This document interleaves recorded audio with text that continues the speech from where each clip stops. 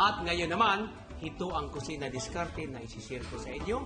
Ang tawag dito is killing the scam. Papaano?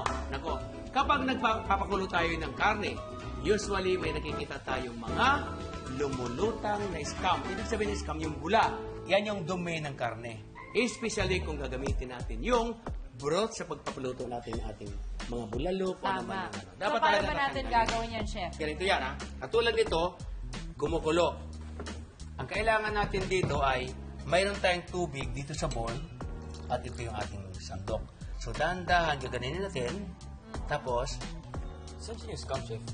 ay itong gilid na. Yung bula. Yung bula. Nakita mo yan? Yan yung dumi ng karne. Tapos ilalagay natin dito. Dapat ganyan na yan, iiwan. Kasi pagka walang tubig, sasama ulit. So yan. Ayan ang isa pang simpleng diskarte sa kusina na kayang-kaya nyo rin gawin sa bahay. Dahil pwede rin kayong maging idol sa kusina. Tama ba? Yes! Napaka-simple, pero napaka-important.